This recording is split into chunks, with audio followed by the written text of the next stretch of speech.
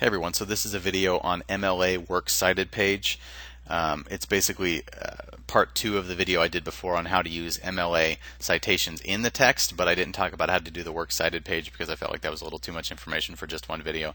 So here's how to do the Works Cited page. If you already know how to do in-text citation, then that's awesome. You can just skip straight to this.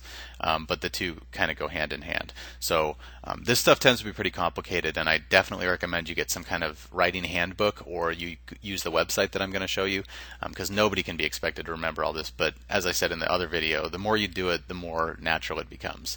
But we're going to look at how to do a works cited page, and I'm going to give you the most common types of works that you would probably use and how to format them. So let's talk about a quick update.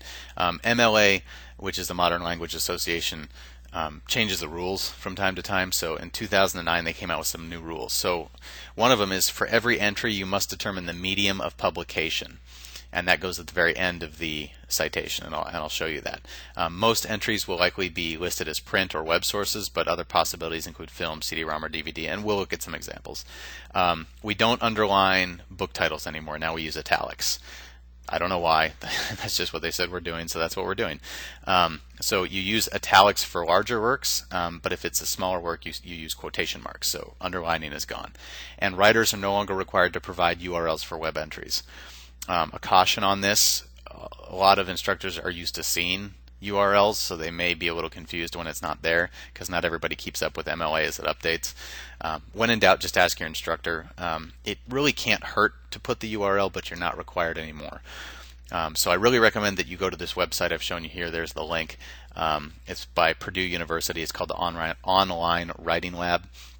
And it basically lists every type of source you could ever need to cite. I'm going to show you the common ones, but if you have something that's not in the list that I'm going to give you, you can always go to this website.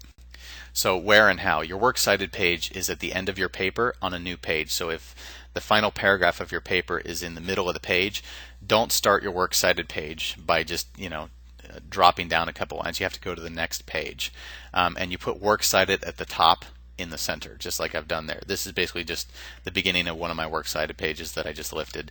Notice you've got your margin. So what your word processor determines automatically, that's going to be on the left there, but then everything after that is going to be indented.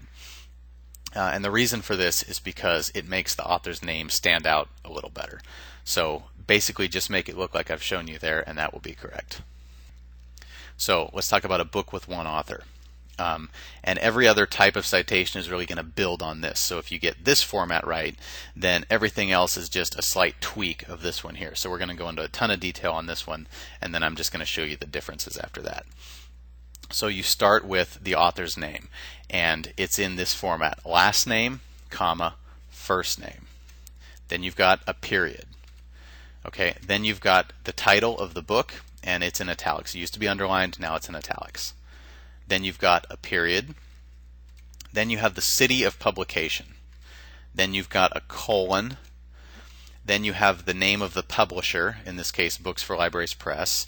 Then you have a comma. And then you have the year of publication, then a period, and then this is the new part. You have the medium, which in this case was print, and you have another period. So this information can all be found at the beginning of a book. Like literally the beginning, the first couple pages of the physical book itself, not the first couple pages of text. Usually where the Library of Congress information is at is where you'll find this. So just follow this format here, and then everything else will build on it. And here's another example below. It's the same thing. You've got the author's name, last, first, title of the book in italics, city of publication, name of publisher, date of publication, medium.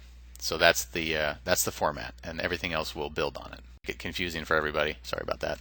You've got the second author's name, and it's going to be first, last. So the first author's name is in the format of their last name, and then a comma, and then their first name. And if they used initials, that was the author's decision. Then and then you've got the next author, and that you switch it around. So that's just one of the differences. And then everything else will be the same.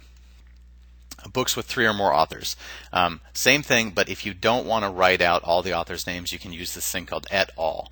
And that's Latin for and others. So notice that there's no period after the et. but there is a period after the AL.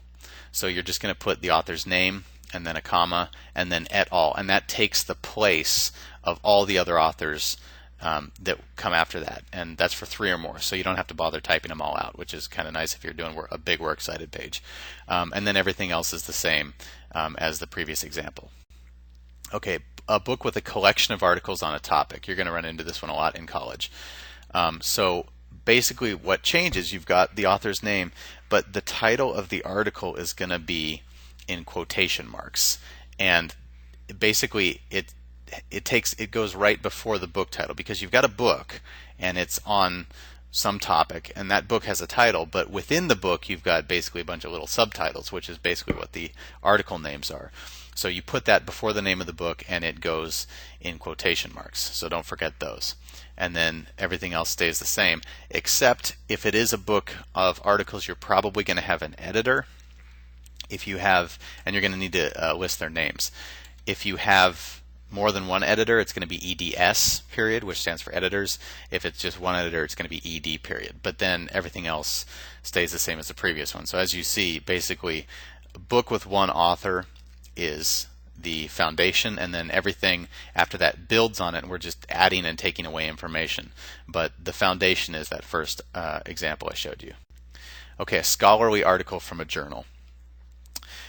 This may or may not be print. You may or may not actually get the actual physical volume. I mean, you might find it in the library electronically, but at some point it was printed, so we're just going to refer to it in that way.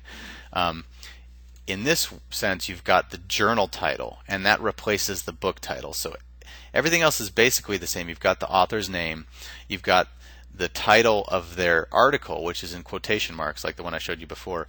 But because it's not in a book, it's in a journal, the journal title takes the place of the book title. And then if all journals are going to have some form of this, they're either going to have a volume number and an issue number, or they may not have an issue number, it may just be a volume number. But whatever they have, you're going to put that there in that format. Then you're going to have the publication date. You may or may not have a month. Different journals do it differently, but you're almost certainly going to have a year. Well, you will certainly have a year. But if you don't have a month, just exclude it. Doesn't matter. If you have the year, use that. Then you're going to have the journal pagination. This is where in the journal that article actually appeared. And you do this because anybody that wants to look it up is going to need to know exactly where in the journal to find it. And then, of course, you've still got the medium. So that's how you do a scholarly article from a journal. And below I've got another example. A.C. Spearing, pretty famous guy, wrote an article called The Journey to Jerusalem, Mandeville, and Hilton. So that was the title of his article. So that's in quotation marks. And it was found in the journal Essays in Medieval Studies. So that's the title of the journal. It was volume 25, and it was published in 2008, and the pages were 1 through 17.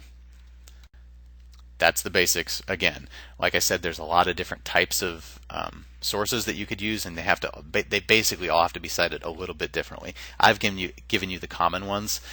Check out this website if you're using something other than those, and I would recommend checking out this website anyway, because even I have to look at it, and I've written a lot of papers, but it can be hard to remember this stuff. The more you do it, the more you memorize it, basically, and you don't have to constantly be referencing this stuff. I know it's a little tedious, but it's just the way it is. It's part of good scholarship is citing our sources, so we have to do it correctly. So I hope that was helpful. If anybody has any questions, feel free to let me know. Thumbs up. Thanks a lot.